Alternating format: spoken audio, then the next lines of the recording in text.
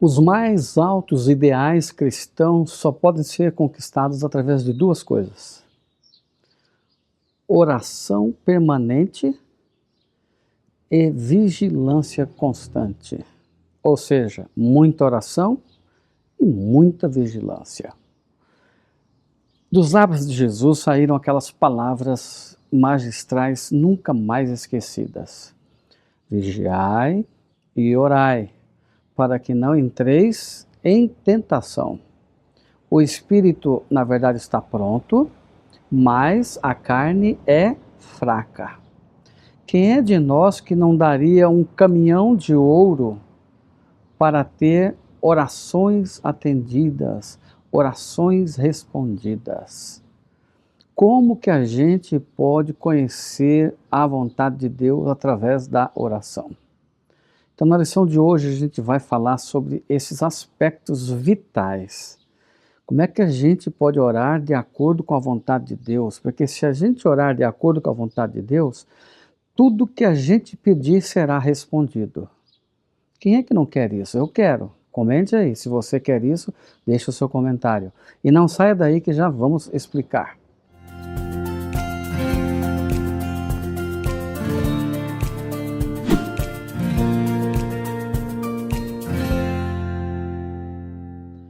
Hoje é quinta-feira, 8 de janeiro de 2026, um dia hoje bastante importante. 8 de janeiro eu me lembro do meu irmão Oséias, que já estava no terceiro ano de teologia e faleceu. Esse era o dia do seu aniversário. Toda vez que chega essa data, eu me recordo com muitas saudades desse querido meu, que tenho certeza vou encontrar lá no reino de Deus, no reino dos céus. Muito bem, no dia de hoje eu quero fazer mais uma vez um pedido. Se inscreva no nosso canal, compartilhe o vídeo e nos ajude a alcançar mais pessoas. O tema de hoje é o poder da oração. Olha, muita oração, muito poder. Pouca oração, pouco poder. Nenhuma oração, nenhum poder. Todos nós sabemos isso de cor e salteado desde meninos. Contudo, na hora de praticar, como é que a gente não consegue ser eficiente como deveria ser? Por que as nossas orações muitas vezes falham? Olha, a lição de hoje, ela vai trazer para nós, de acordo com a descrição de Paulo, que estava orando pela sua igreja. Paulo orava para que eles fossem vitoriosos. Então Paulo deixa muito claro, a oração, ela tem que ser uma arma, um poder à nossa disposição, um poder de a gente orar e Deus agir. Ou seja, para que a oração seja poderosa, ela tem que estar em sintonia com duas forças, o poder divino e a vontade divina junto com a vontade humana. E como é que a gente pode conseguir estas proezas? Eu tenho 4 princípios, 4 fontes que você pode utilizar para ter orações de acordo com a vontade de Deus. Eu gostaria que você ficasse até o 4º ponto, porque o 4º ponto me parece muito provocante. O 4º ponto realmente é essencial e tem a ver com você e comigo. Vamos dar uma olhadinha aqui. O primeiro ponto de fonte de bênçãos para que as nossas orações sejam atendidas é a gente observar o mover do Espírito Santo, a direção que o Espírito Santo quer conduzir a cada um de nós. E esse mover está registrado em Isaías, capítulo 30, verso 21. Quando vocês ouvem ali, ouvireis uma voz, dizendo: este é o caminho, andai por ele. Esse mover do Espírito Santo, ele é aquela voz que nós temos que aprender a reconhecer quando estivermos sendo tentados a tomar uma decisão. Eu me recordo quando eu tinha por volta dos 16 a 17 anos de idade, que num acidente de ônibus eu poderia ter morrido. E eu não vou contar essa história em detalhes, mas eu quero dizer para vocês que o que me salvou quando aquele ônibus estava prestes a cair na água. Foi a voz de Deus que dizia: desce desse ônibus, não fica aí.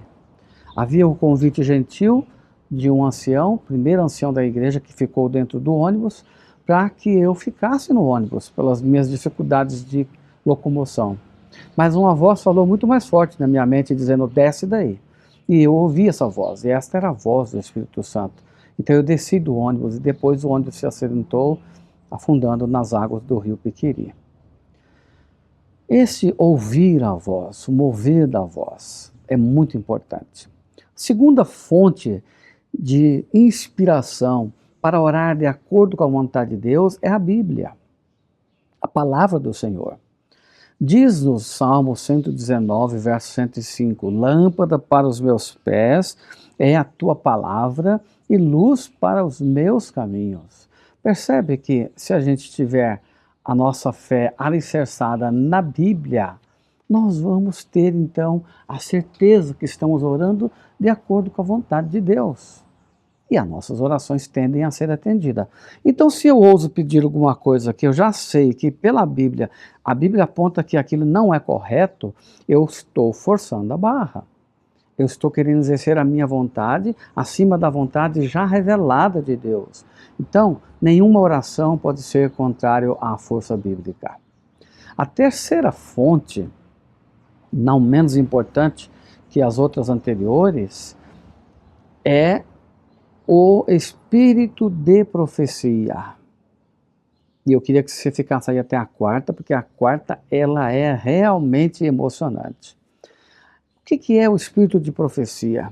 A Bíblia fala que em todos os tempos os homens podem ser felizes quando ouvem a voz do profeta. Crede no Senhor Deus e vocês vão prosperar. Serão seguros. Crede nos seus profetas e prosperareis. É importante a gente ouvir a voz do Espírito Santo, a voz profética. E nos nossos dias, os dias que nós estamos vivendo, que a gente sabe serem os últimos dias, a voz profética se revelou na Igreja Adventista através dos escritos da escritora Ellen G. White. Eu sei que para você é muito ouvir isso. Talvez você ainda não seja da Igreja Adventista e até ache estranho ouvir sobre essa questão. Mas, meu querido, o dia que você ler um livro, apenas um livro sobre esta escritora e o que ela escreveu, você vai mudar de opinião. Porque é impossível alguém escrever com tanta profundidade e espiritualidade se não tiver o Espírito Santo. Portanto, eu creio na Bíblia como a palavra, a voz suprema de Deus, e o espírito de profecia como um auxílio do Espírito Santo a meu favor para entender e compreender melhor a palavra. Chegamos então ao quarto nível, a quarta fonte de certeza de que estamos orando de acordo com a vontade de Deus. E essa quarta fonte é a nossa habilidade de discernimento espiritual, de saber entender, esta é a voz de Deus e eu vou andar por aqui.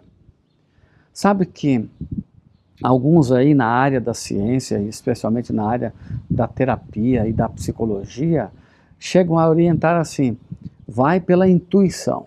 A primeira intuição que você tiver, geralmente essa pode estar correta.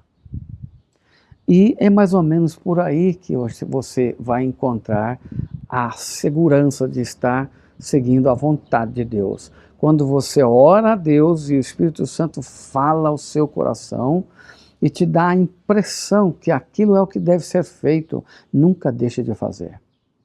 Se você orou, se você está de acordo com a Bíblia, de acordo com a vontade do Espírito Santo, se você leu o Espírito de profecia, e você tem a impressão clara de que aquela é a direção a seguir, não duvide.